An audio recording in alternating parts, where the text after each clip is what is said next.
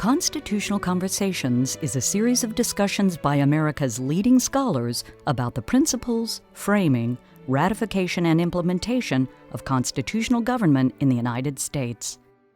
This series is hosted by the James Madison Memorial Fellowship Foundation of Alexandria, Virginia.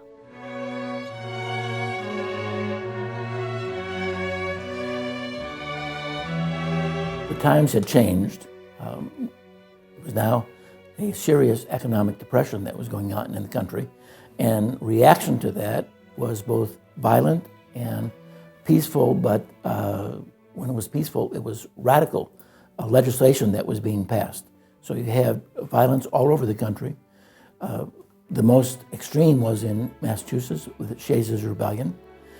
The most radical economic program that was passed was in Rhode Island. And so these things frightened many Americans. They worried that the principles that they had fought for during the Revolution were in jeopardy and something needed to be done. There needed to be some power in the central government that would allow that government to fight the depressionary factors that contributed to this economic downturn in the economy. It was also opportune that a convention was called. All other amendments that were proposed to the Articles were proposed by Congress, and there was the image, the impression that Congress was fostering its own nest and trying to get more power for itself. This was an ad hoc convention that was called, that was only going to be in session for a brief time, proposing powers, new powers, not for itself, but for the new government and the various branches of that new government. And so you had not only that convention, but you had some fantastic politicians and some great Americans who were there, men like George Washington and Benjamin Franklin. They were not involved in any of the other amendments that were proposed. And so that certainly contributed to the acceptance of what this convention was doing. And then the fact that these were great politicians, they were able to throw out the old rules, throw out the Constitution that was in effect. And they understood they couldn't get ratification by all 13 state legislatures, so they decided only 9 states would be needed. 9, a lot easier than 13.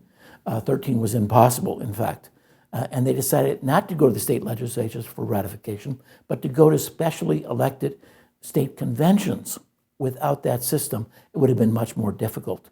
To run the gauntlet of state legislatures would have been, all 13 would have been 24 bodies. There were 2 unicameral assemblies, but you would have to get approval from both the House of Representatives and the Senate at the state level. By going to the state convention system, you only had to go to 1 body in each state, and if you only have 9 states necessary, 9 state conventions would get ratification. So all of those things taken together made it much more likely that ratification could be achieved.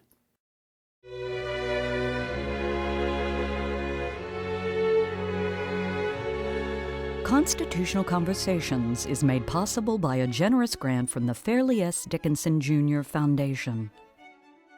Constitutional Conversations is made possible by the James Madison Education Fund.